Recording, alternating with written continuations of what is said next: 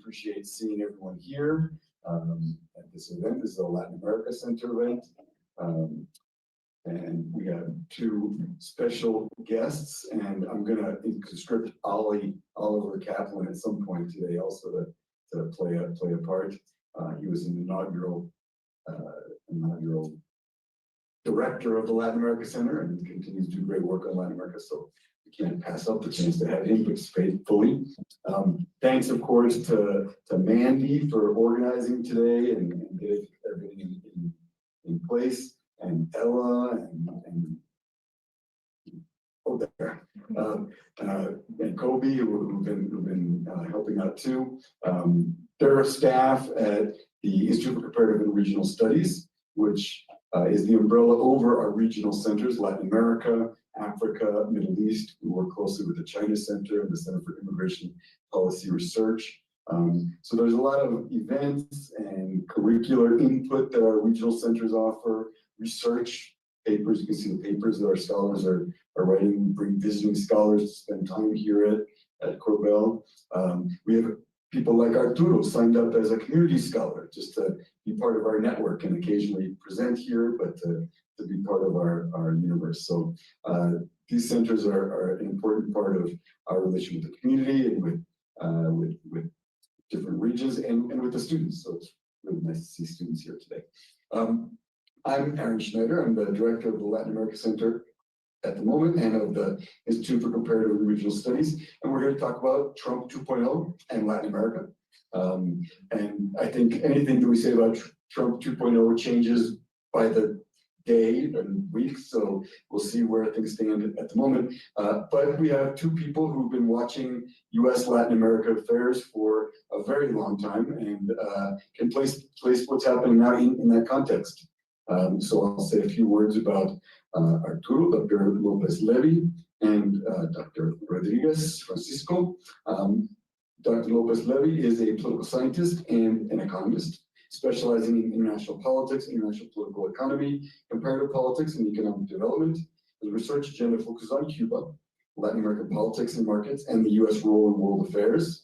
I'll mention, and I hope that he'll elaborate on it, either in the questions or in his presentation, that he's done some really interesting work, including his dissertation, his PhD thesis here at Korbel, reframing U.S.-Cuban relations, thinking of them in terms of a concept that he came up with that I really appreciate, hegemony for recognition.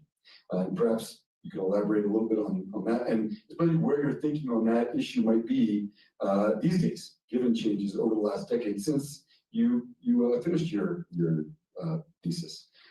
Arturo has taught more than 50 semester-length courses in prestigious colleges and universities. He's currently faculty at Georgia College and State University, and he's been assistant professor of politics and IR at Holy Names, at the UT Rio Grande, at Gustavus Adolphus College, where he was Bruce Gray postdoc. And he's been a Fulbright professor of international relations at Universidad Autónoma de Madrid.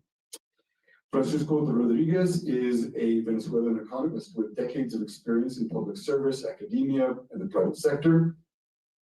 He is currently the Rice Professor of Practice at Korbel, and prior to joining Korbel, he taught economics and public policy at the University of Maryland, at Wesleyan, at the University of Notre Dame. He has held prominent positions in the public and private sector, including head of the Economic and Financial Advisory of the Venezuelan National Assembly, head of research of the research team at the UN Human Development Report Office, and chief Andean economist of Bank of America. His most recent book is entitled Scorched Earth, The Political Economy of Venezuela's Collapse, in which he argues, and hopefully he'll elaborate a little bit on this topic and this argument. He argues that in highly polarized societies, political actors are more likely to adopt scorched earth policies that generate negative effects on the economy in their struggle for power, turning the economy into a political battleground. So we suggested to our guests that they present for 8 to 10 minutes some of their top observations on what's happening in terms of Trump and Latin America and Latin America more generally. And then I'll pose a few questions and we'll make sure that there's time for everyone in the audience to collaborate and ask questions too. There's a microphone, I think, next to you. You can also use this one here. Francisco, you grab the mic. Why don't you go ahead and get started? Okay, sure. Well, thanks a lot, Aaron, and it's a pleasure to be here with Arturo and with all of you to have this opportunity to talk about events that are changing. I mean, you said by the day, it's almost like by the nanosecond. It's really actually quite amazing, for example, to see how financial markets can go from being deep in the red to being high in the green to then being in the red again. And all of this because of not even of statements anymore, but because of changes in how markets interpret what the administration is trying to do.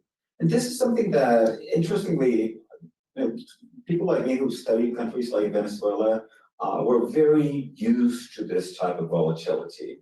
There's almost a sense in which the past few days have brought a recollection of a moment in 2007 where President Hugo Chavez declared that he would withdraw Venezuela from the International Monetary Fund. Well, it turns out that all Venezuelan external debt contracts had a clause in them that indicated that withdrawal from the International Monetary Fund, ceasing membership in the International Monetary Fund or in the World Bank were considered a default event. So that effectively, when Chavez declared that he was withdrawing Venezuela from the IMF, he was declaring that he would default on the nation's debt. And indeed, obviously, there was a crisis in Venezuelan debt markets when that occurred. And then a few days later, government spokespersons announced that that would no longer be happening, that that was under revision, and it never got done. So Venezuela did not create a default event under Chavez for its debt. So the government backtracked on that, but it caused this huge market volatility. And there's other this is just one incident, but I could mention many others in which I've seen, both during my experience and in my research, governments in developing countries and governments usually led by leaders who have a similar orientation to that of Mr. Chavez and Mr. Trump, who come from different ideological spheres, but I think actually have a lot of commonalities. And something that you see a lot of times is that these are governments that take actions that are hard to understand from the logic of just the analysis of economic policy.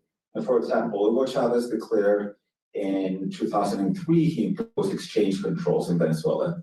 Those exchange controls were in place for 15 years up until 2018. And they are actually, to some extent, still in place. But in 2018, there was a significant easing of them. So now, what was the role of these exchange controls? Exchange controls are often taken as policies to try to restrict demand for foreign exchange. Well, the reality of what was happening underneath is that President Chavez obtained the capacity to decide which firms received foreign exchange in the economy. And this gave him an incredible political lever, which is if you are not on good terms with the government, you do not get foreign exchange. And if you do not get foreign exchange in a country like Venezuela, you're in the private sector, may as well be out of business. So it was, at the time, many of us economists were trying to understand the policy, and we thought that it would be short-lived because we didn't think that it made economic sense for this policy to be continued over time. But the fact is that it didn't have to make economic sense, it made political sense. So to go back to Mr. Trump, what have we seen in the past few weeks, days?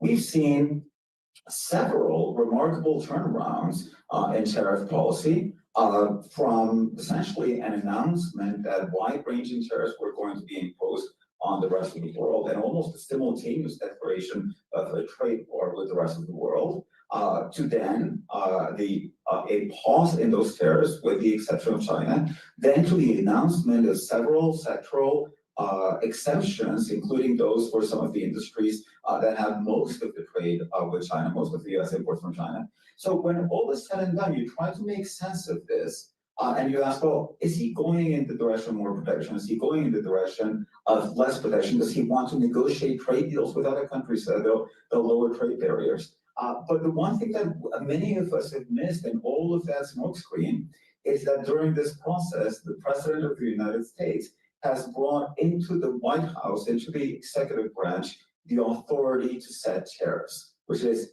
an authority that resides in Congress, according to the Commerce Clause of the Constitution.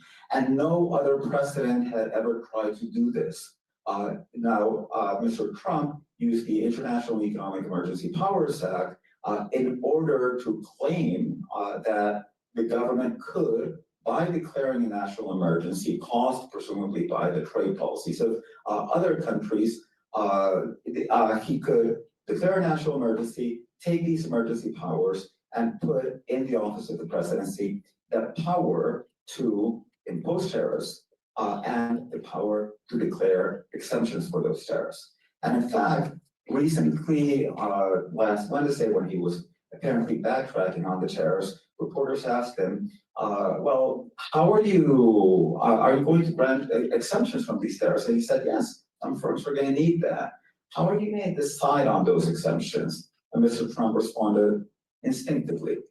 And that for me carries a very clear message. There are no rules. There is just access. This is very similar, for example, to something that Juan Domingo Perón did in 1946. He nationalized banking deposits. He had the central bank take over all of the deposits of all commercial banks, and then lend them back to the commercial banks so that they could give loans. And what was the effect of that? I mean, if you try to make sense of the macroeconomic effect, it doesn't really appear as it makes any difference. But what it was doing is that it was bringing the decision, the discretionality to decide who could and could not get loans in the economy into the hands of the executive. So it doesn't have to make economic sense. It has to make political sense. It has a political logic of accumulating control. And relations with Latin America, I think, also have to be seen in this prism. So why was Mr. Trump today with Mr. Bukele? Well, Mr. Bukele, the president of El Salvador, is helping Trump carry out his deportation policies. And what's extremely important about the deportation policies is, from the standpoint of the Trump administration, is that they're being carried out without due process. Again, in invocation this time of the Alien Enemies Act, in which he's declared a criminal gang of Venezuela, which is the Nicaragua. He has claimed that the U.S. is under invasion, that this gang is led from Venezuela by Nicolas Maduro, and that it is invading the U.S. And why does he do that? Because that allows him to treat Venezuelans who are charged with his administration. And charged is even not the correct word, because it's just his administration just simply has to state that they are members of the Nicaragua, and they are denied due process. They are treated like enemy combatants, like prisoners of war, and therefore they're summarily deported. And in Nayib Bukele's visit today, there's been a Supreme Court order in which the Supreme Court, by a 9-0 vote, asked the administration to facilitate the return of a wrongly deported Salvadoran man who had been deported to El Salvador. So it's the Supreme Court. It's telling the administration that it has to do something. And what did the Trump administration say? Well, we don't have any control over that. That is up to the government of El Salvador. And what did the president of El Salvador say? Well, I can't smuggle back a terrorist into the US. What do you expect me to do? So in fact, there was a very strong signal there also that Mr. Trump is saying, I don't really care what the Supreme Court justices tell me to do. I'm not going to do it, and I can assert the authority not to do it.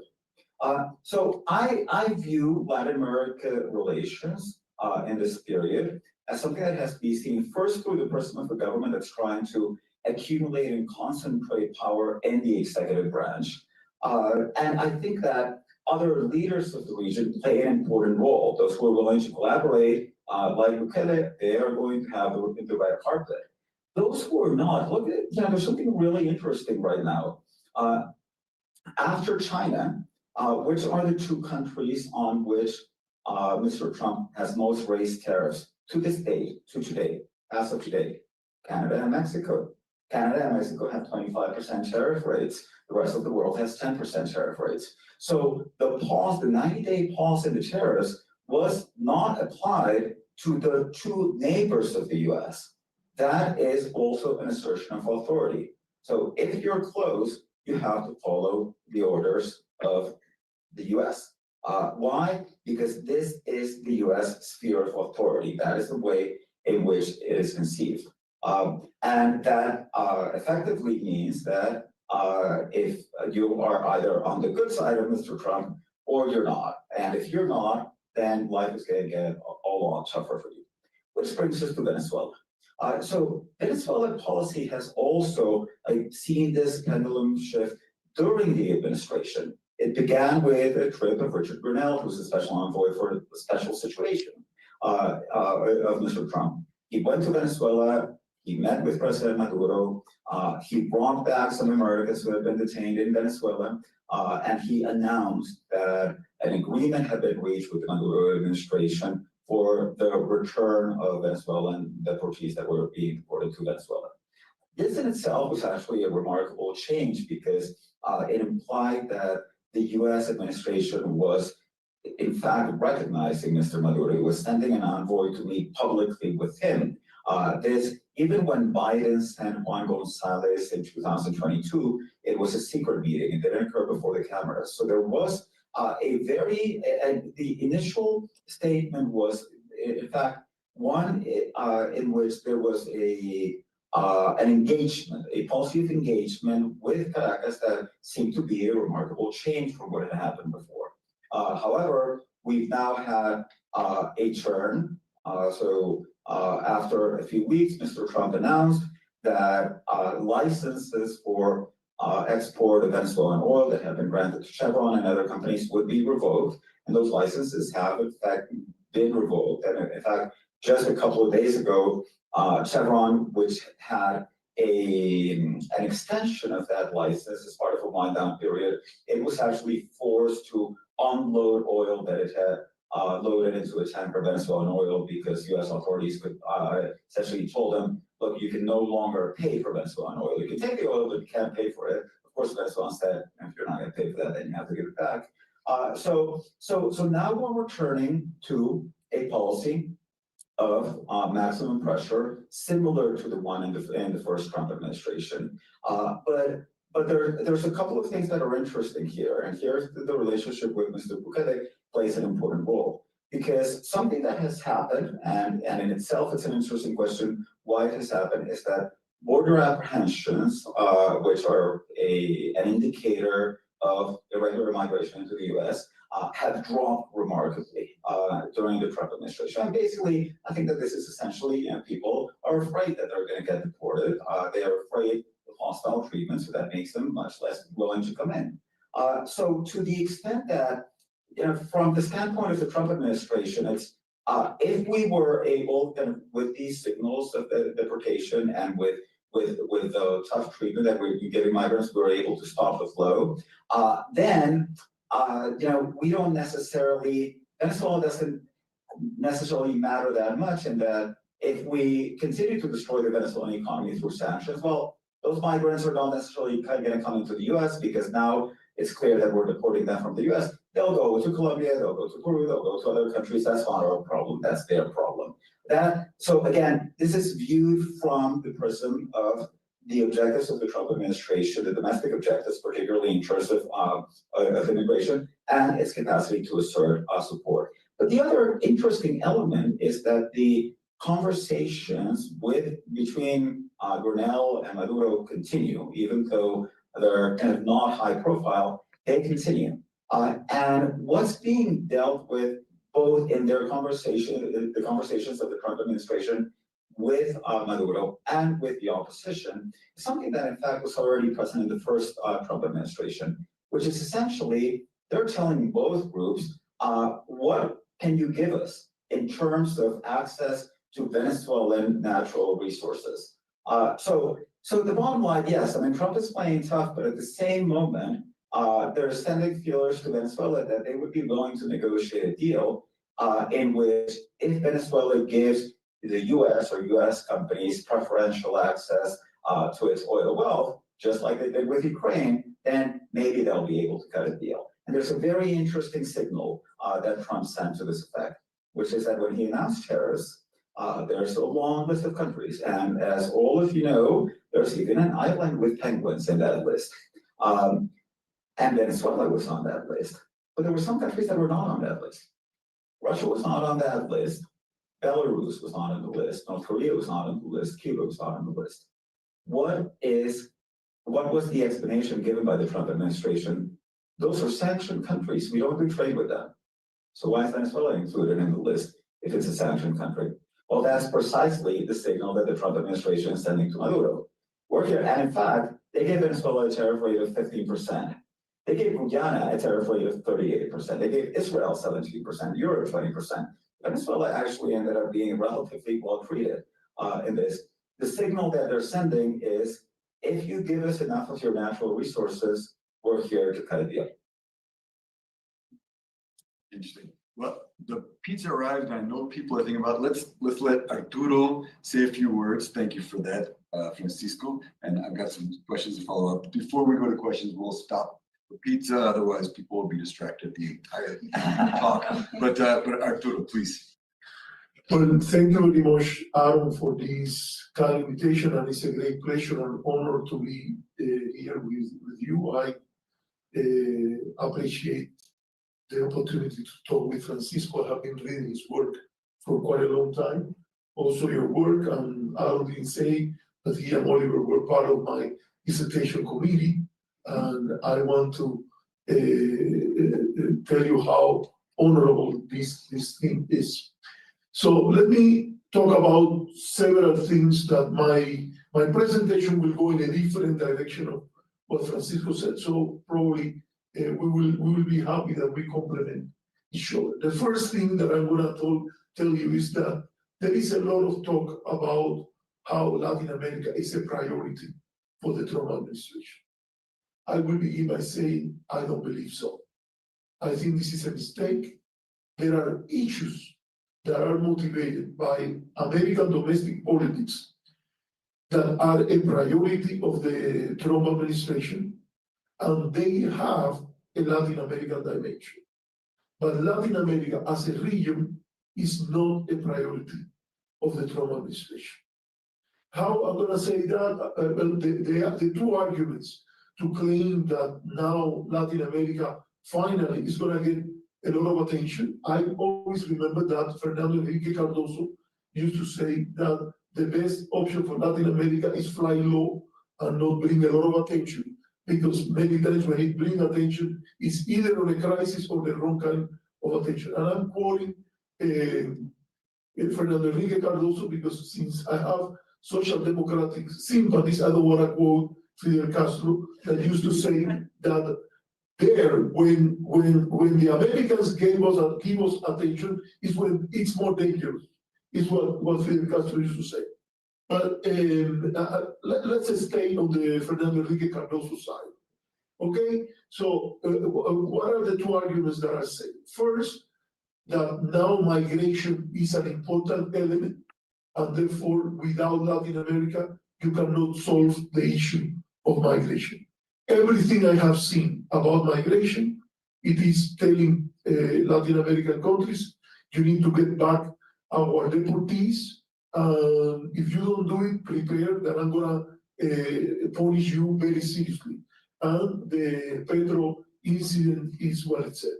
And it's more or less the same with the issue of drugs. And finally, in a kind of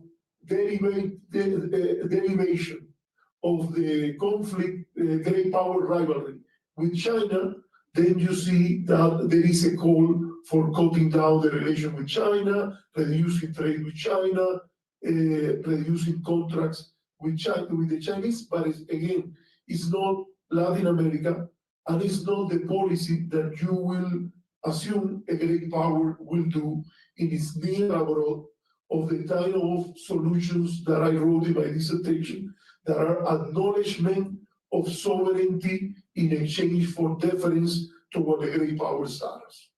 There is not this type of relationship that tend to normalize asymmetric relations is not what is in the making. And the other element that people mention is that there is a group of Cubans. I am Cuban, and if you don't know, you don't notice my accent by now, but there are a lot of Cubans in the administration and people from South Florida. And these people know how to speak Spanish, they know the region, and they have followed the region for a long time. How beautiful. No, it's not true. The majority of them are real estate agents in South Florida. A guy that was a lobbyist like Mauricio Clavel Caron, a lobbyist for a pro-embargo, pro-economic war position for quite a long time. He was in the Inter-American Development Bank. He had an issue there of ethics or something like that. But he doesn't have any record of participating in solving the traditional problems of the region or of the region with the relationship of the region with the United States.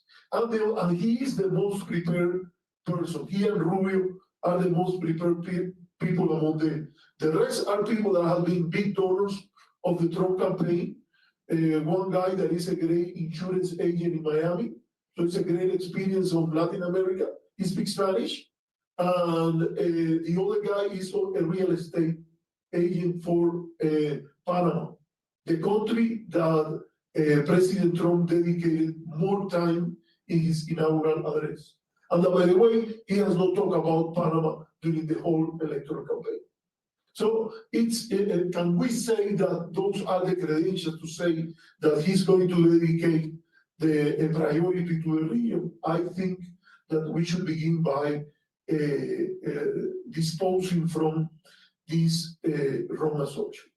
So what are the priorities then, or how does this touch the case of Latin America, or the policy toward Latin America? I think that Francisco mentioned the treatment that is given to migrants, that is not the kind of treatment that you will expect will take us to some kind of normalization or some stability in the regional front. In order to use the Alien Enemies Act that is from the Adams administration, it's very useful to know how the Adams administration, as part of the conflict with France, this is the guideline for dealing with Latin American migrants in the 21st century. Okay? So people will call it anachronistic or anachronic. No, I don't know what is the right word in English, but it's out of time what they are saying. And the idea is to cope with the migration crisis, that is a crisis. And I admit that the situation was out of control, and it's logical to establish some controls and things like that. But pouring these two great communists that run for the Republican candidacy in 1980, George Herbert Walker Bush and Ronald Reagan, in their debate in Austin, Texas, these two great communists say that the way to deal with those migrants is trying to help to stabilize the countries from where they were coming from. And they were referring to Mexico, and they would say, we don't win as Americans alone by creating more instability in the region. I hope that you know that if Stalin wake up and know who we are calling now communists or leftist ideas, probably Stalin would say that he's not even communist anymore. Because obviously what I think Reagan and George Herbert Walker Bush said is something that makes sense from the point of view of any of the major theories of international relations and foreign policy. And here the fundamental issue is that if you begin to treat, basically the law established that to deport without fundamental guarantees of due process, and it has to do with the identity of the United States as a republic, you need to basically say that the country is under an invasion or a predatory incursion is the other way that the law established. And then in order to do, you have to say that, and even the law talk about nations, and in this case, they updated the view and it said, we cannot talk about only invading nations because there are groups like the Tren de Aragua, and then the Tren de Aragua is the invader now, and Maduro has something to do with the Tren de Aragua, and Cuba has something to do because it supports Maduro, and then America has been invaded by Cuba and Venezuela. I think you don't need a degree from Korbel to know that this is kind of overstretched diagnosis. Okay? And by the way, this is something that is not new. Recently, several of the people that have been receiving the funding from USAID and National Endowment for Democracy in Miami, they were formulating framing this type of idea. They were saying that anybody who votes against a resolution to condemn, who vote against the resolution to condemn Russian invasion of Ukraine were invading Ukraine, and therefore they should be punished. And Cuba and Venezuela should be punished because of their cooperation with the invasion of Ukraine.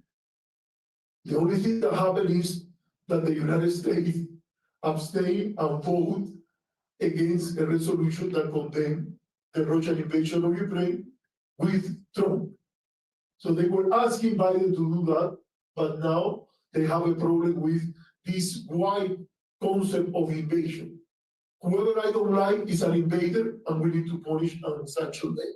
And I'm not saying that the United States should not take into account the behavior of those countries and how they align or not align with human rights issues, with friendly or unfriendly great powers in the relationship with the United States. But there should be some kind of guideline, role of the institutions that, as Francisco said, show an institutional maturity. And I see that in a debate in Latin America. I have a daughter that she's 4, almost 5, and I have some resonance about how to treat a toddler when people began to say, no, Claudia treat him in one way, and then we need to treat him like Claudia because she never say no to him directly, but manipulate him and say, yes, we're gonna send some troops, and then there will be people in the border, and then no. Petro made a mistake when he say no, because he doesn't take no for an answer. Well, I know that this is complex because I don't know how many of us are parents. I know that Aaron, I know his daughters, and he knows my daughter. And yes, it's true that my daughter sometimes doesn't take no for an answer. But I thought that if we are dealing with international relations issues and foreign policy issues, we can bring something more sophisticated to the analysis than things like that. And why we are engaging in this type of conversation? Because what Francisco just presented, the type of populism, right or left, that has a direct relationship with the people. There is no institution. The leader defines who is the people and who is not the people. And in foreign policy, have absolute discretionary powers. So it's something that, in my view, we need to take into account when we talk about this issue. So let me, there are more things that we can talk. I'm preparing a book about triangular relationship, Cuba with Russia, Cuba with triangular, always with the United States. Cuba, Canada, and the United States, Cuba, Russia, and the United States, Cuba, Europe, and the United States, Cuba, China, and the United States. And in my view, let me address that the position in the great power rivalry is shaping a lot the rhetoric, but still we don't know how much this can be effective in Latin America. And I'm afraid, I am a proud American citizen, that Trump thinks that the United States is more powerful in Latin America than what it really is. There are several countries in Latin America that today have such a close relationship with China that even right-wing politicians like Bolsonaro, who came to Brazilian politics with a clear anti-Chinese pronouncement, he ended on, by members of his own coalition, pushed to keep some kind of balance in the relationship with the United States. And not everybody is Panama, and even Panama is difficult now to do something like rolling back the glorious. And let me tell you like that. You go and you read, for instance, the Linowitz report in 1974, the glorious negotiation by first Henry Kissinger and then by Saul Linowitz of a solution to the asymmetric conflict of a colonial nation between the United States and Panamanian nationalism. And this is something that is an element that we need to take a look at that, because there might be elements in which mentioning the Monroe Doctrine,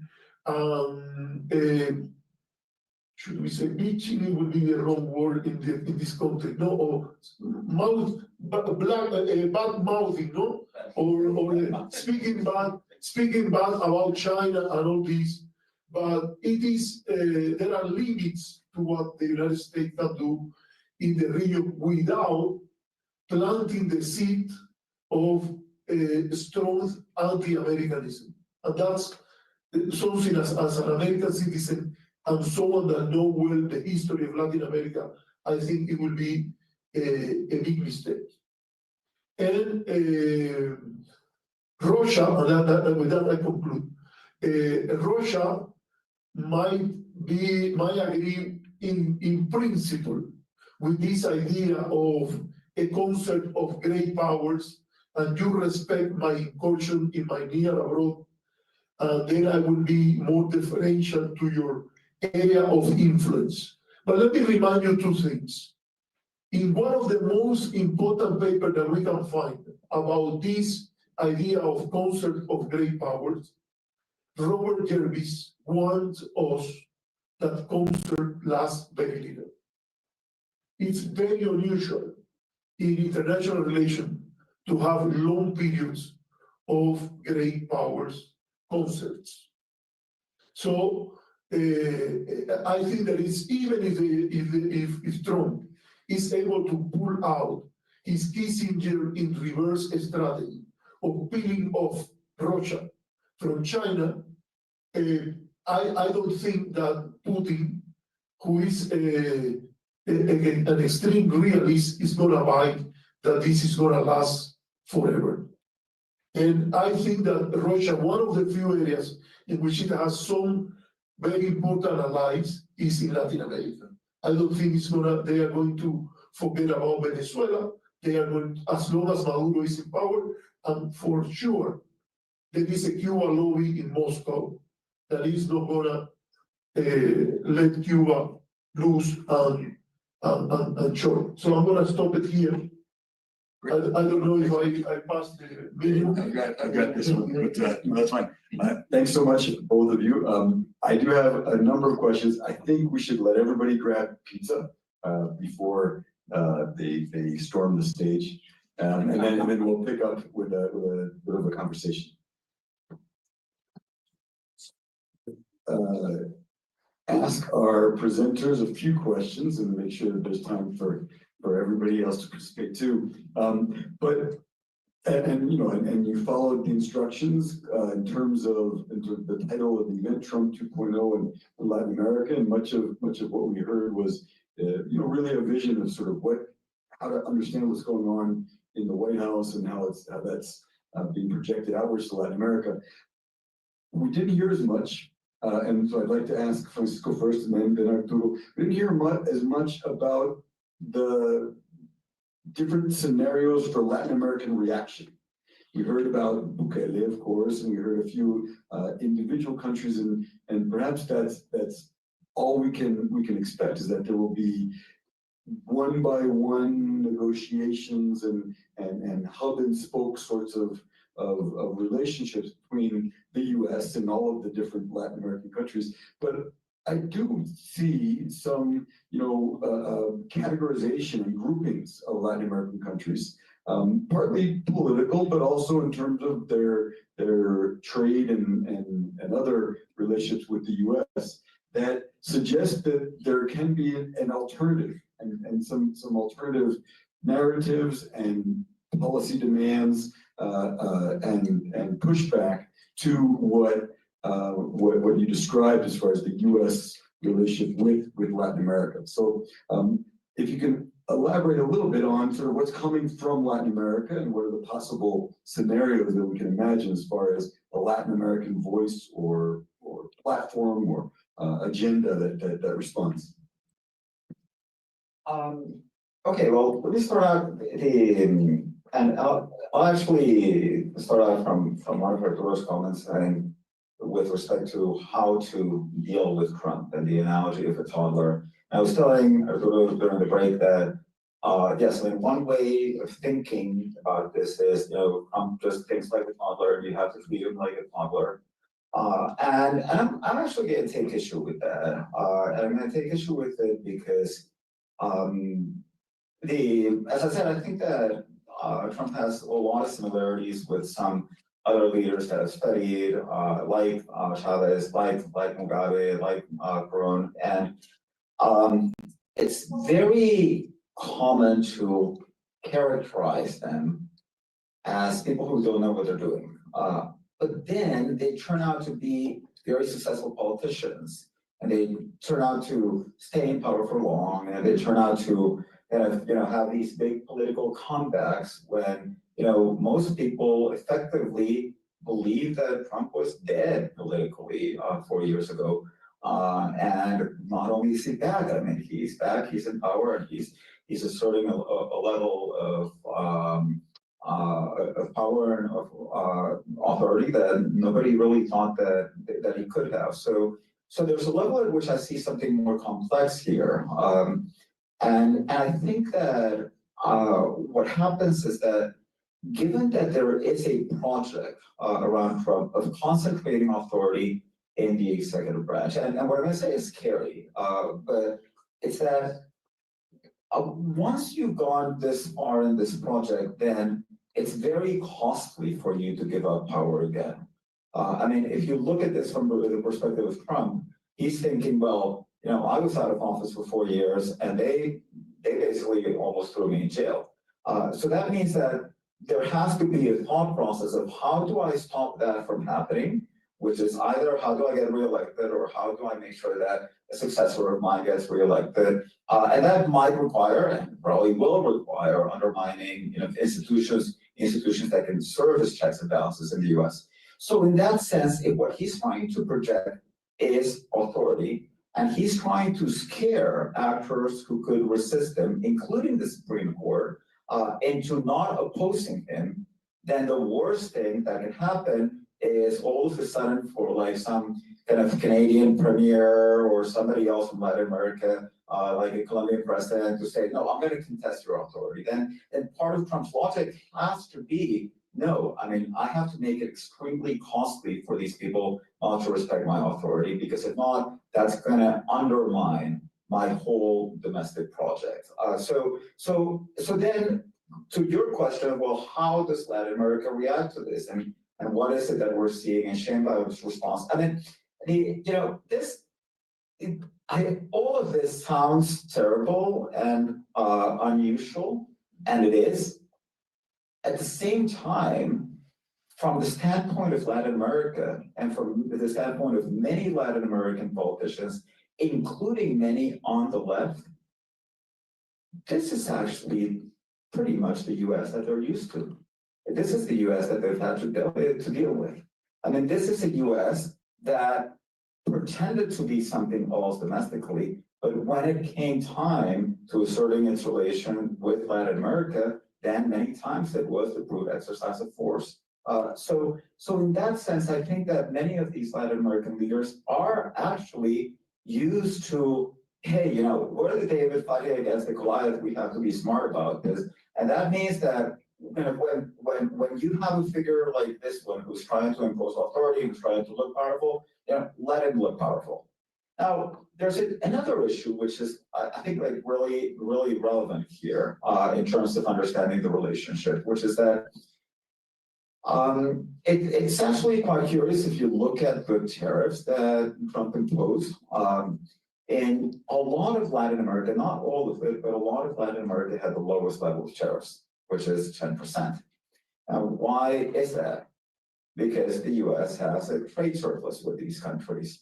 So the US doesn't have a trade deficit. The US is actually exporting a lot more to these countries than what it's importing.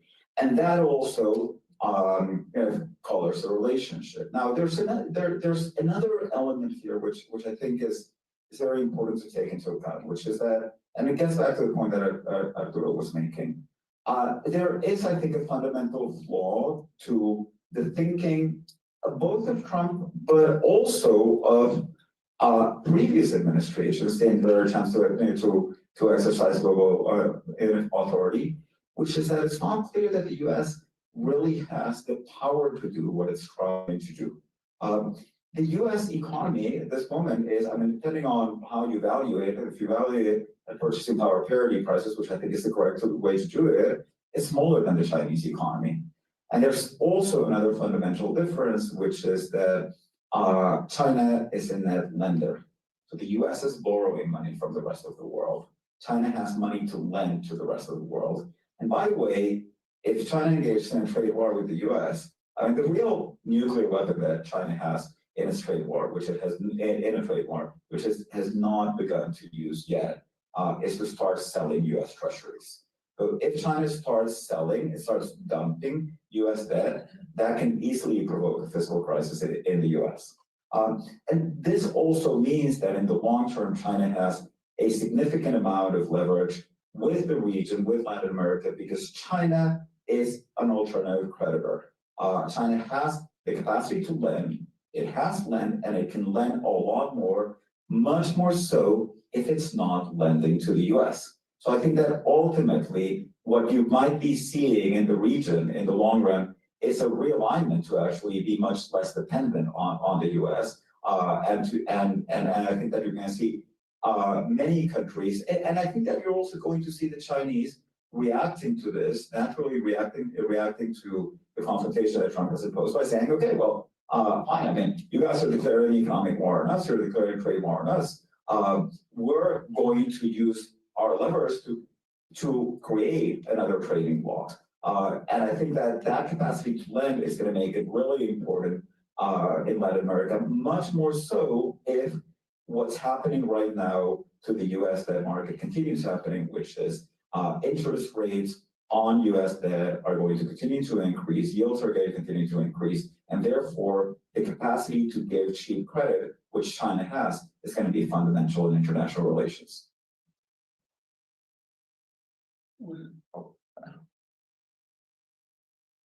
Well, first of all, let me answer Francisco's answer to what I said. Perhaps I was not sufficiently clear. I was not presenting President Trump as a toddler.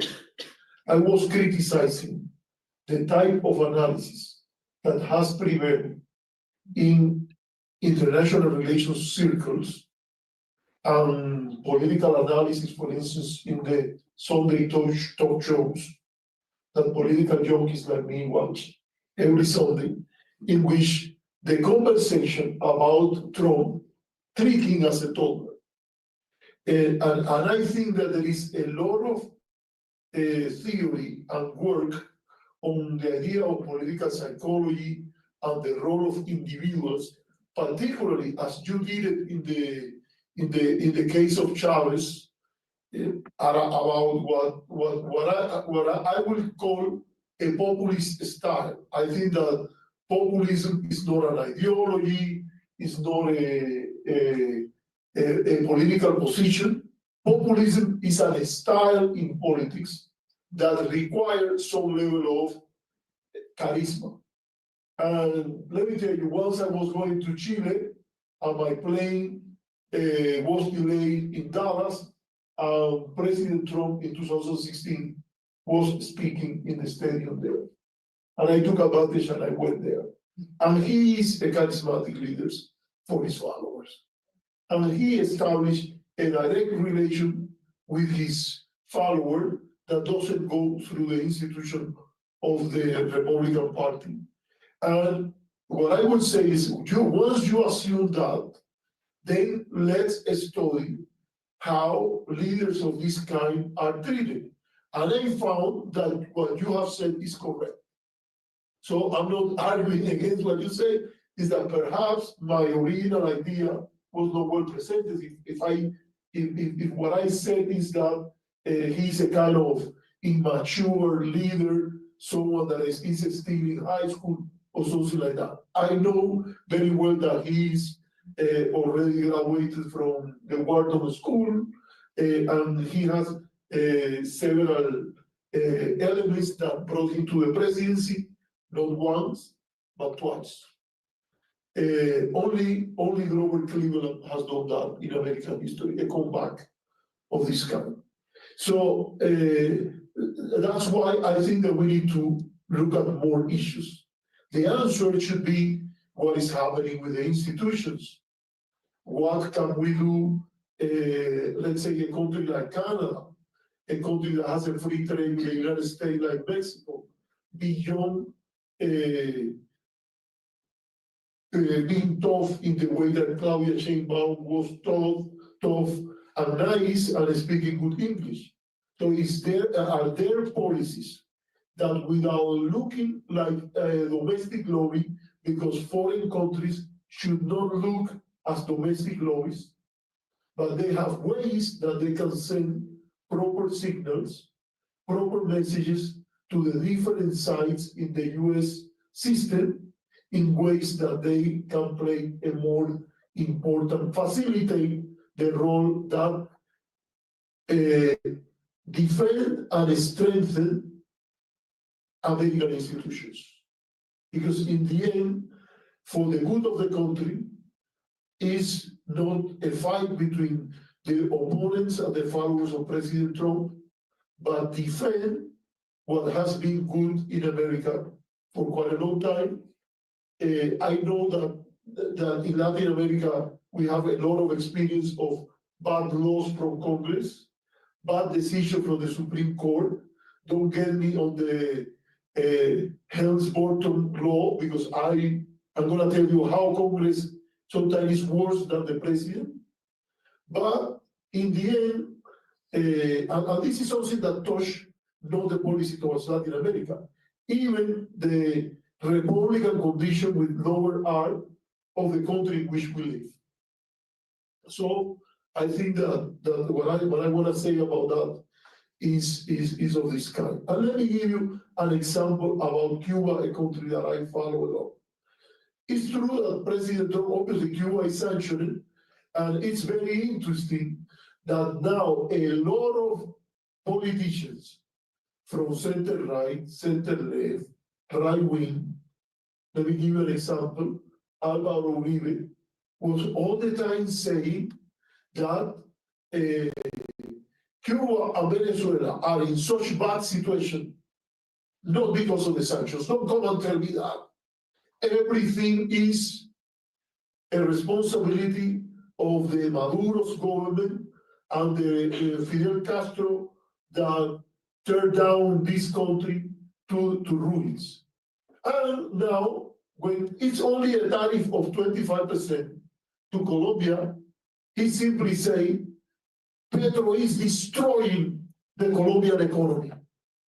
He is bringing on us a 25% tariff, and this will be destructive for our economy. This means war. That was what Uribe said. And I don't know if this is correct in Colombian terms, but let me tell you, if we talk about an economic war, the one against Cuba has no parallel, and it's not a 25% tariffs, is a tarifón, to say it in Spanish, no?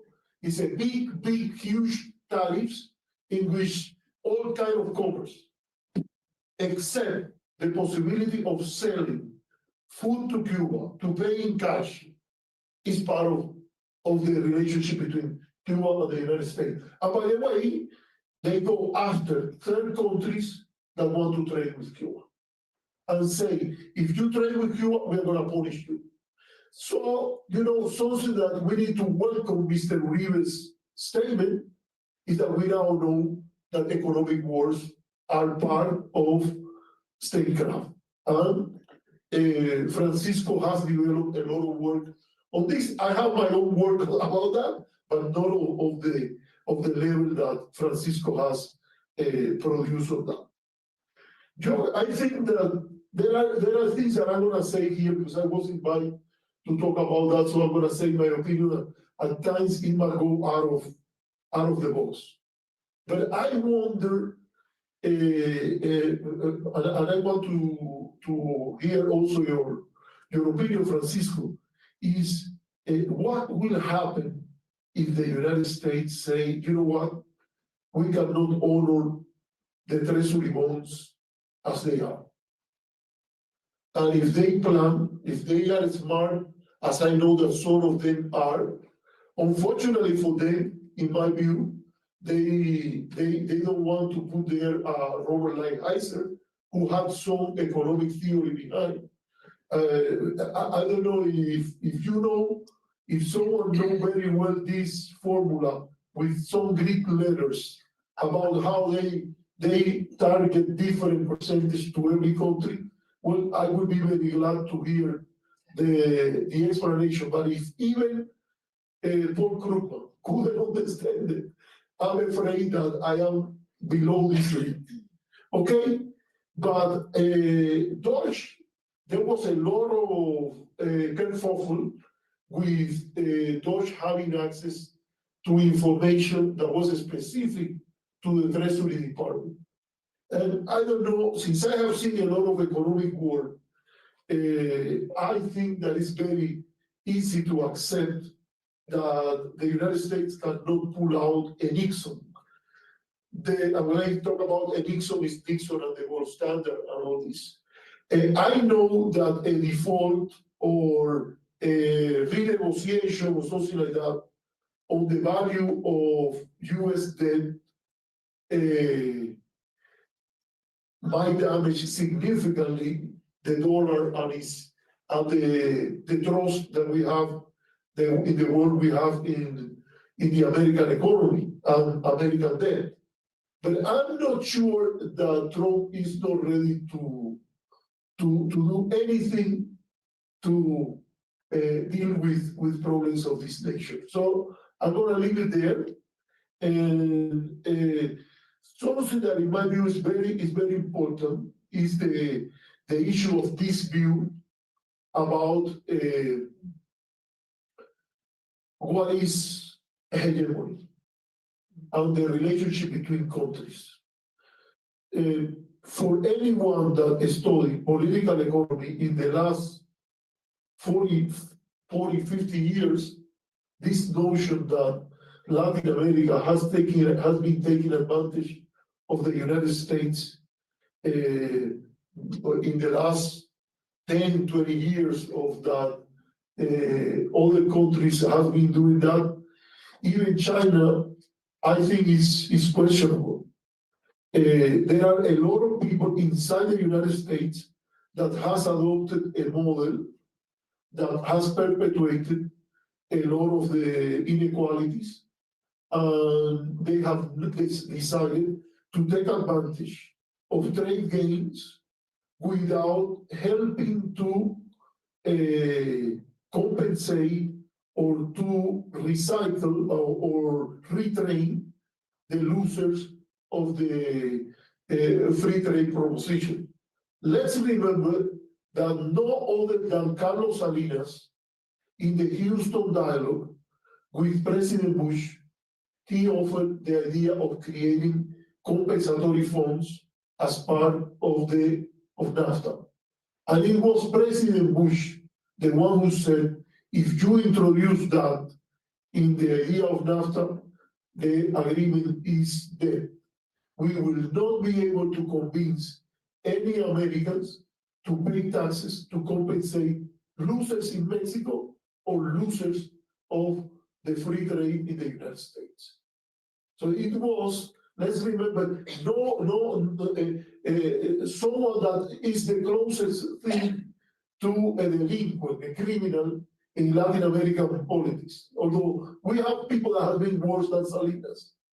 But we are talking about his life as a life of crime and a kind of Sopranos in Mexico. Okay? But still, he was able to say something like, you know, it will be good if we follow some of the models in Europe of creating some compensatory funding. And it was the United States, basically the one that said, it's not in our model, it's not in our type of capitalism to have this type of thing. So eventually what they did is they create a voluntary funding that companies, corporations, individuals can donate money for some kind of support. And it was a demand of American trade union, by the way. Trade unions were talking about this issue. So let me mention for a moment on the issue of Cuba. That is a topic that I already mentioned. I believe that any judgment about Trump and the policy that he's applying to Cuba and the policies of Trump are extremely dangerous in the current moment. I don't want to alarm anybody, but if tomorrow I know that there is a collapse of the Cuban government, I will not be surprised. Something that I have never said in my life, I'm going to tell you that. The situation is really, really worse, really bad. And the Cuban opposition has no capacity to articulate now an alternative, but people to live need food, transportation, and housing. And the level of the crisis is particularly bad, particularly bad. And for 4 years between Trump 1.0 and Trump 2.0, there was a Biden administration. And I'm telling you something, I was a PhD student here, and I was a consultant. I'm not among the glorious graduate of this school, but something that gives me pride is that when I was a PhD student here, I was a consultant of the State Department under Obama. And I say that the policies of President Biden, compared to what Obama did, were really, really bad. President Biden, I know that with Venezuela he explored the possibilities of engagement, but with Cuba he promised a policy of Obama plus more human rights dimension, but he didn't introduce any major change in the policies of Trump 1.0. And it's important to know about what President Trump has done, but President Trump basically closed the Obama policy. President Biden ran on the platform that he will go back to engagement, to a policy of more travel to Cuba, more remittances, support to the private sector in Cuba, because Cuba is a post-totalitarian society with very little plurality in the economy. So the more you push for the development of the private sector, the more autonomy you can feed in civil society and feed opportunities to challenge the government in a civilized, non-zero-sum game. And President Biden if President Trump made a policy that was based on make Rubio happy, President Biden made a policy that was make Menendez happy. And that's something that need to be said. Great. I want to make sure that we don't miss out on hearing from Ali. And Petro has come up a couple times. Colombia's come up a couple times, and in the break, actually, we were observing, and Arturo observed that, you know, as we all may remember, there was a kerfuffle right at the beginning of the Trump administration when Petro stood up and said, well, we won't accept these migrants being sent home in dignified fashion and shackles and all the rest. And that confrontation lasted, I was reminded, about 2 days. So what do we make of Petro and the approach that Petro took? What does that tell us about Colombia? Colombia's got an election coming up. My next question for all of us has to do with the Latin American right. Noboa just won in Ecuador. I'm not sure what to make of the scenario politically across Latin America in terms of the rise of Noboa and Bukele and Milei and these other actors and what that means for a relationship with Trump. But Ali, tell us a little bit about what's happening in Colombia, what we make of that episode, and why aren't we hearing anything about Colombia anymore? Happy to use the mic. Yeah. I'll be brief because I know we want to get to some audience questions, but this has been a great panel so far. Thank you, Arturo and Francisco. So yeah, the very first week of the administration, there was this basically a spat over whether or not Colombia would accept deportees, and Gustavo Petro said, well, if you're going to do it, at least send them in a humane way, not sort of on the floor of a cargo plane. And that was sort of the issue that he decided to confront Trump on right away, and basically folded almost immediately, in part due to domestic pressure within Colombia. And so kind of in that sense, immediately Petro kind of shot his credibility. And I would argue there's sort of some similar parallels in terms of how they operate. I'll just say that in December, I took a group of Korbel students down for a class in Colombia, which was a great class. And things, actually Victoria was in the group, and we saw, we heard stories about sort of difficult situations in Colombia. Things have gotten a lot worse even since our trip, and I think the dynamic and relationship has changed quite a bit. I was just going to say, I think in some ways Trump and Petro are opposites. One is a New York businessman, the other is a leftist former guerrilla. Petro supports human rights, indigenous rights, women's rights, climate change, all that stuff.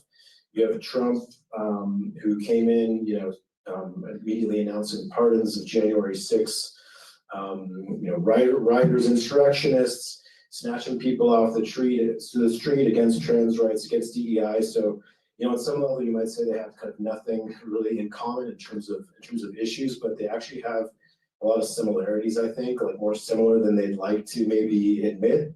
They're both like pretty erratic in a lot of ways. They ignore their advisors.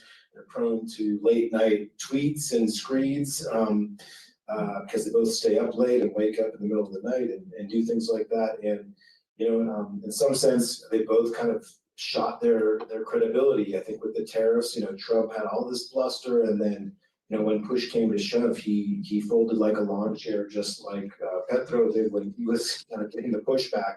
So, I think Trump obviously has more power. The other sort of similarity I'll just point out is that in Colombia, there's been an effort to negotiate peace agreements with the various remaining armed groups, from sort of former paramilitary to guerrilla to criminal. And Petro has largely proven completely incapable of doing that, although there's sort of a budding deal with a very small group right now. And I think, Trump is sort of prone to that same kind of a bluster in terms of, I'm going to solve all these different conflicts on day one. And it's like, okay, well, you've got Yemen, you've got Gaza, you've got like South Sudan, Ukraine, all these issues. And it's just not clear, sort of like Petro, if he has the ability to do that. So there's sort of some, I think, similarities in terms of sort of the scattered nature, not having advisors, maybe not having good advisors because of the sort of more personalist nature. I think just some of the issues that are going to remain are like the drug issue, and probably still finding some way to accommodate on a deal on drug exports. Although I think the kind of emphasis in the U.S. and particularly by the Trump administration on fentanyl as the main kind of drug threat is going to actually kind of reduce the importance and focus of Colombian cocaine, although that's still going to continue. They've had some interdictions.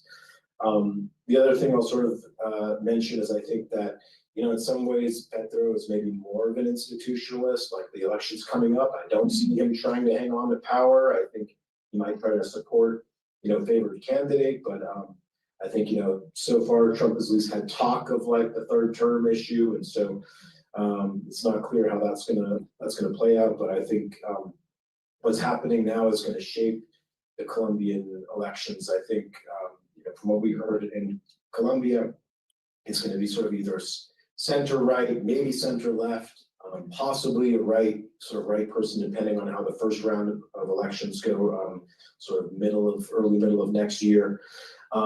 So in a sense, I think, the way Petro is engaged with Trump probably hurt his chances to be sort of a revitalized political force. So just to wrap up, I think the kind of biggest actually theme we see with Trump is sort of, we see him pushing, the migrants back and sort of adding these tariffs and sort of picking fights and, launching off some missiles at Yemen based on a group chat, things like that.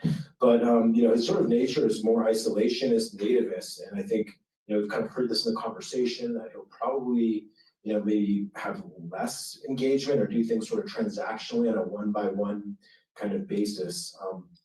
That said, I think the way that Trump has shifted U.S. policy and bureaucracy is going to have significant effects on Colombia in one particular way, which is on the conflict and security issues and the sort of peace processes that are underway.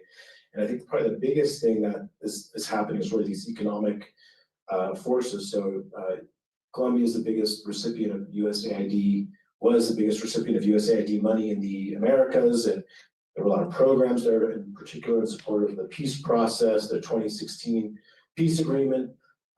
It had a USIP, U.S. Institute of Peace office that we met with, and those have all been basically shut down. And those were operating in sort of the most sensitive areas right now as sort of conflict has been increasing, like along the Venezuelan border and other areas. That combined with even a 10% tariff is going to, affect some of the exports, agricultural exports of these areas. So I think that's really kind of, could be pushing Colombia toward more of a tipping point in terms of like renewed conflict, even though Petro is trying to negotiate like 6 deals at once. So, I think that's sort of probably the biggest risk going forward is how does kind of Colombia recover from its biggest donor disappearing, especially when they were supporting sort of the conflict-prone areas as the country is tipping back toward greater insecurity. So anyway, that's all I got to say. And thanks, Bill, for an excellent panel. Yeah. Since the microphone's over there, why don't we just start passing around? Are there folks who want to offer a question or observation on what you've heard so far?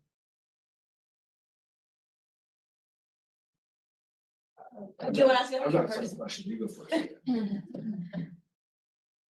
Yeah, thanks y'all for being here and for such a great panel. I have a question kind of for everybody, but specifically for Francisco.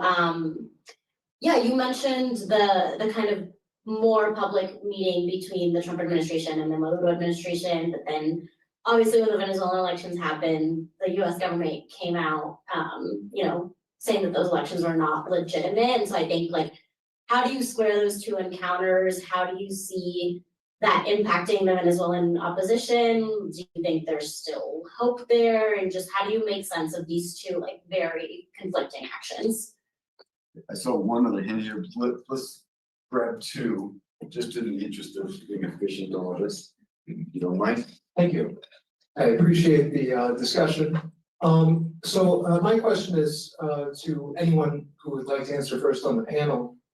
When it comes to certain political theaters in Latin America, like Argentina, it seems that the US has a vested interest in making sure that certain candidates win over others. Javier Milei ran talking about rejecting ties, cutting ties with China on various issues. And when he did become president, he did cut a multitude of projects.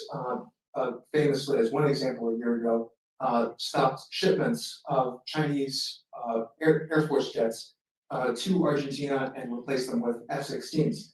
So it seems that there's a strategic relationship developing very deeply between Argentina and the United States. So my question to the panel is, do you see Latin America being reignited as a place for political conflict and potentially in extreme cases, proxy conflict as part of the new Cold War that is coming to be between China and the United States? Great. Why don't you use this one?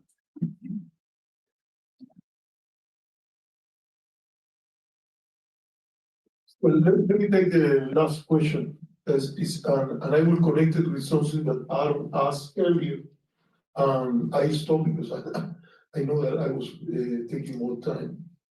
I think that something that recently happened, and I suggest anyone that want to explore this issue, is the declassification of documents around the JFK Act. There is a lot of good materials that is not about the conspiracy theories about who killed President Kennedy. But since Aaron Oswald was trying, for instance, to go to Cuba, and the CIA was involved in multiple events, now there has been declassification of a lot of documents related to US interference in political processes in the region. I think that the way that by the 70s, for instance, in some of these documents that has been declassified, show that the United States is far from the United States that was at the beginning of the 60s, at the beginning of during the 50s. Let me give you an example about that. When you read the document that George Kennan wrote after going through Latin America and producing a report about the dangers of nationalism, in which he said that nationalists were more a problem than communists because Latin Americans, Latinos, were very passionate. They don't think with their mind, they think with their heart. It's a kind of racist stereotypes that you see that by the 1970s, the American establishment has passed the page on that. I'm afraid that this discussion about cheat hole countries, the presentations about people of Latin America as invaders, connect with racist stereotypes that some segments that were pushed outside of the American establishment can come and play a role on that. And what is the direct consequences of that? Well, look at what Kennan said. Since the Latinos are so passionate that they cannot think clearly, which is, by the way, one of the groups that were very passionate were the Ademos, these very dangerous communists that we have in Venezuela, no? That eventually all of them were brought to be important part of the Alliance for Progress in the 1960s, because the several of people that were disqualified to run their countries in the Kenyan vision were later declared kosher. But should I explain what kosher is? Or everybody knows, no? Were declared kosher later, including Orlando Letelier, for instance, was the assistant of Felipe Herrera, who was the president of the IDB in 1960s. But eventually, when all these anti-democratic dynamics took place, because remember, when you have people that are so passionate that they cannot think clearly which is the institution that can provide stability, the army, the armed forces. And Jago was unstable in Brazil, and President Allende was unstable in Chile. So we need someone to treat those people that are not in the right mind. They are passionate, they think with their heart, not with their mind, with a treatment of military rule. I believe that we are past this time, but let's not forget that it's there. And if you read these documents, for instance, 1958, 1964, 1970, a huge amount of money was spent on blocking a democratic socialist candidate by the name of Salvador Allende Gossens. So it's something that we need to think about.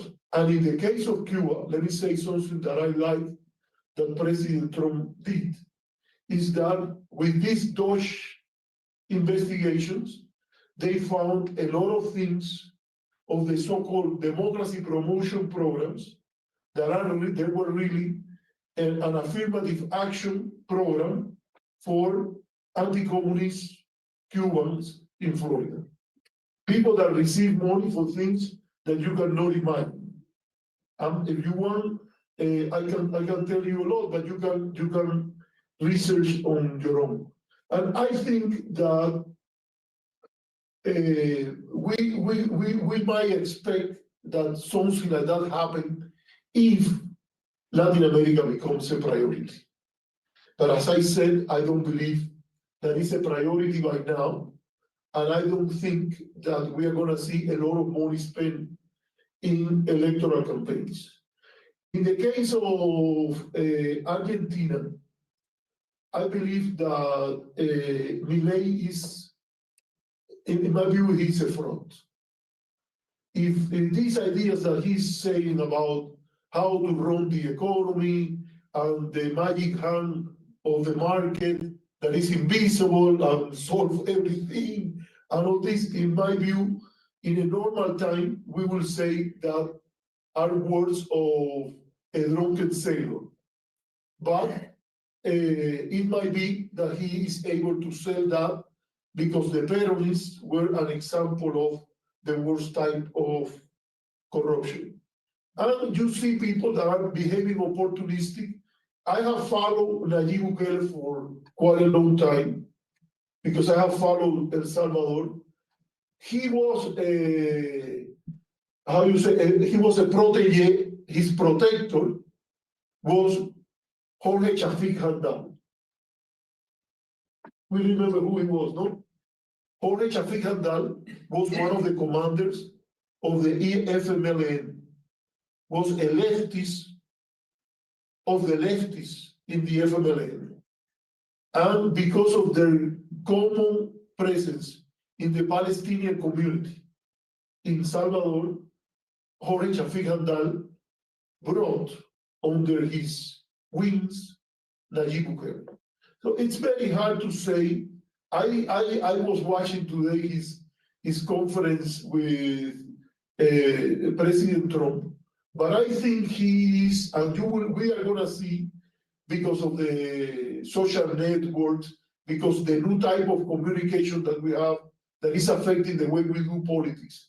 Everywhere we are gonna see this type of personalities that are Viktor Orban in Hungary, and then Nayib Bukele is the populist style.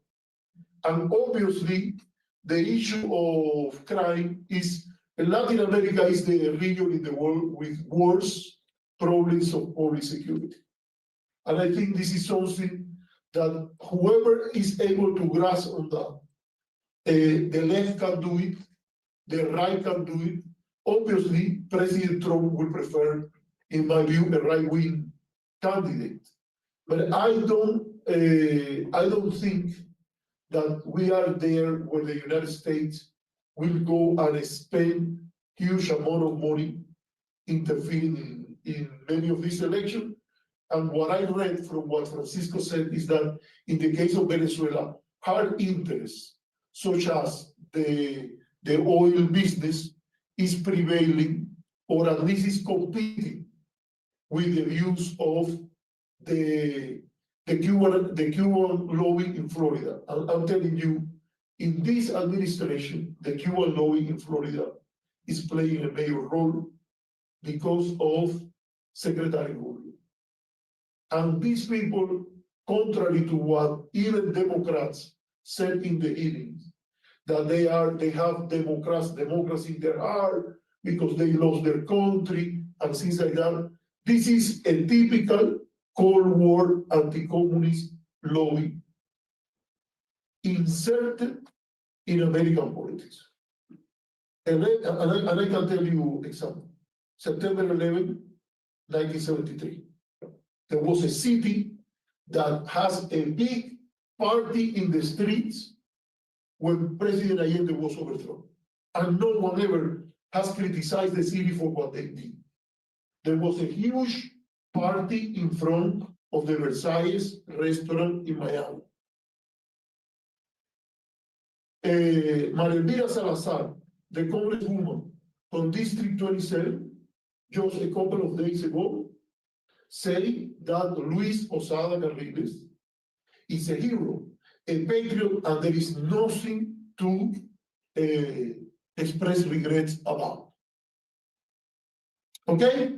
They went after Bernardo Leito, the vice president, not of Allende, of Frei, and because he was creating trouble to the Chilean junta, Pinochet, they put a bomb and shoot Bernardo Leito and his wife in Rome. This is not a democratic lobby that does that. This is an anti-communist lobby, and it's true. You know, what I think is that they should say it openly, but obviously this doesn't sell well after the democratization wave in Latin America and in other places.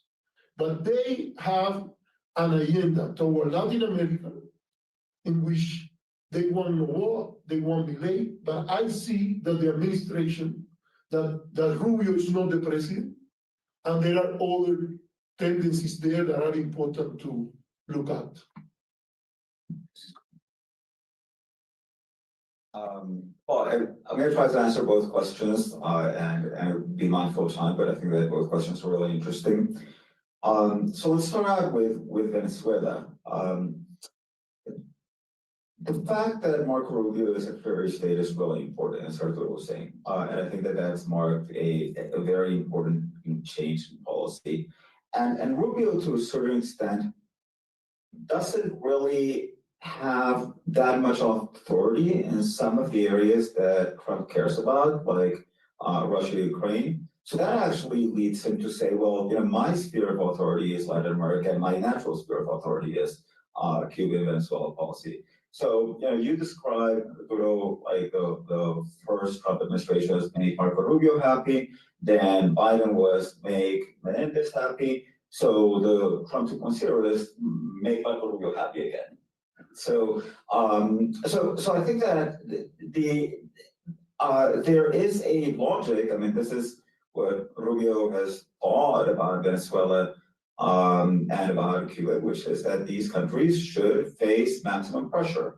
Does he really believe that that's going to generate regime change in Venezuela? Maybe, maybe not, but it's just what his constituents want to hear. It makes him look tough. It makes him, I mean, I would essentially put it as one of his objectives, and he's going to try to continue to pursue that line. Now, there is another group in the administration, which is the group that's led by Grinnell, And that's been trying to sell to Trump the idea of, look, let's have a transactional deal with Maduro.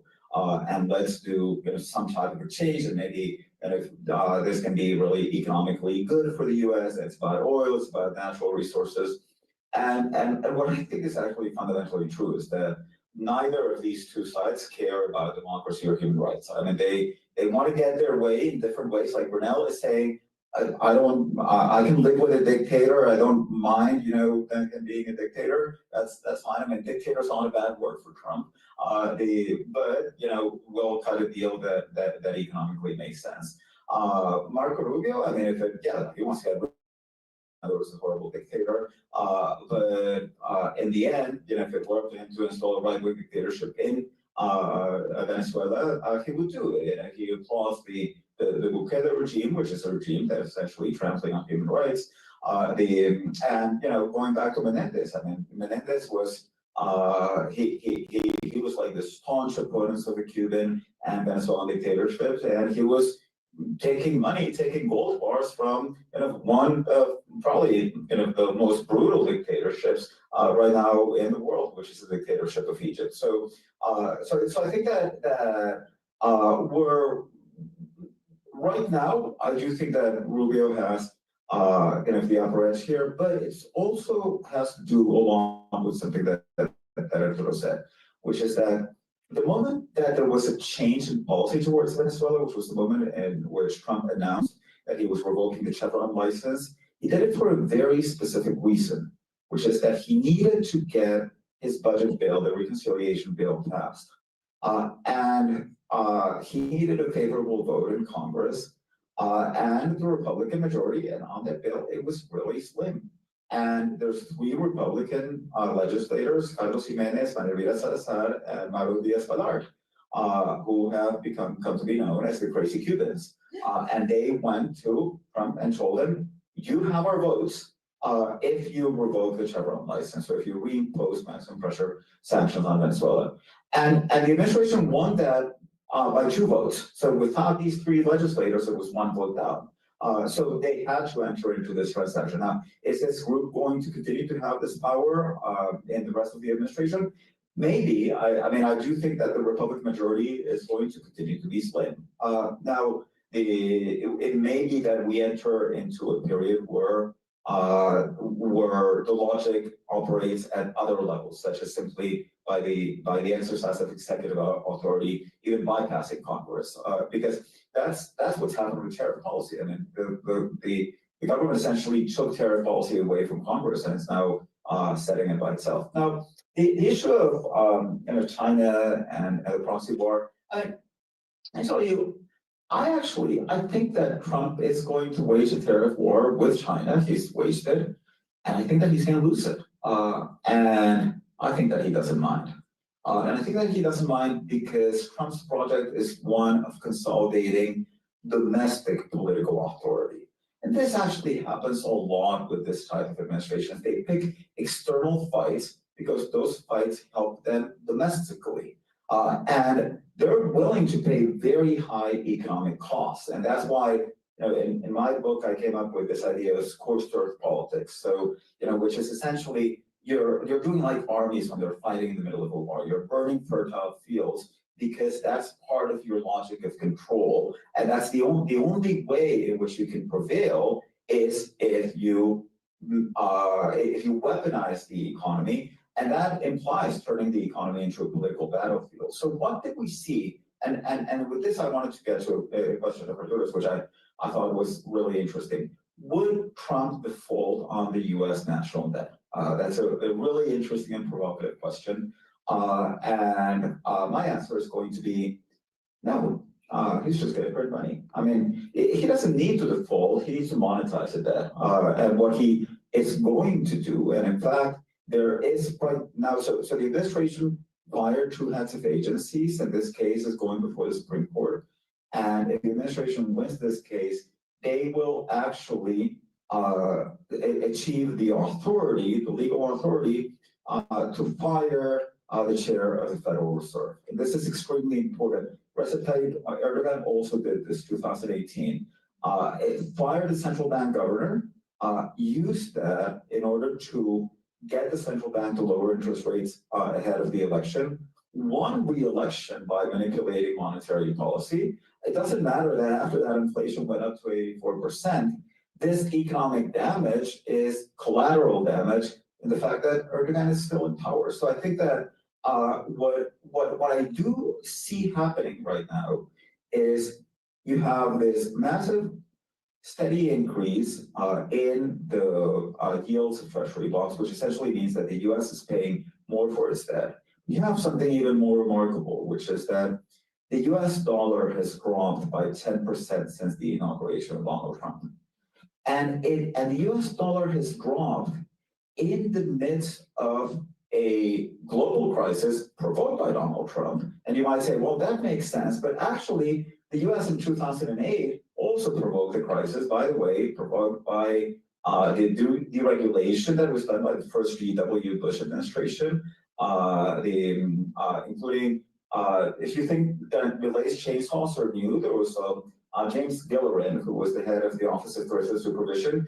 He also posed with a chainsaw in an event where they were presumably cutting red tape. And he was so aggressive, the regulator, that he was going to do it with a chainsaw. This guy was actually the regulator that was in charge of savings and loans associations and in charge of AIG, which fed the 2008 crisis. But my point is, the 2008 crisis was created by US policies, but nevertheless, at the time when the crisis erupted, there was a flight to safety in the US dollar. People wanted to have their money in US dollars. During the COVID pandemic, people wanted to have their money in US dollars. This is the first global crisis in which we're not seeing that. People are actually running away from dollars. They're going to gold, they're going to the yen, they're going to the Swiss franc. But it doesn't matter for Trump. I mean, yes, this is undermining US authority globally. It's undermining US power globally, but it is reinforcing, it is a byproduct of reinforcing his power domestically. So it is a scorched strategy, and I think that we're probably going to see a lot of that in the next few years. Not a happy note to end on. Out of respect for folks' time, we're past 7. There's still pizza left, so fill your pockets with pizza. You know, good grad students and undergrads. Yeah, of course. And then of course, thank you everybody for coming, and thank you to our presenter, Arturo. I just want to say something because I know that this has been taken, and people that follow the Cuba issue at times make big news, and I want to be sure that I make something clear. I say that I will not be surprised if the Cuban government face a major crisis or even collapse on that. But I want to make clear that I don't consider this the most likely scenario. And also to say that I will not be surprised if the Cuban government, how do we say, avoid hide during this time and survive the Trump administration. Is what I would say is that before it was very clear that in the absence of a US intervention, it was very clearly in a very likely scenario that the Cuban government was in control of everything. Now with these elements of how precarious is the situation, I introduce this possibility with more likelihood, but not the most likely scenario. I just want to make that clear because, you know, I am afraid that in a couple of years, someone can ask Aaron, you brought this alarmist student of yours to say things that it never happened and so that. And I would say it's not the most likely scenario, but now it must be counted. Thank you for that, and thanks everybody for participating, especially to Francisco and Arturo. It's always a pleasure, and I learn from them every time. So thanks so much.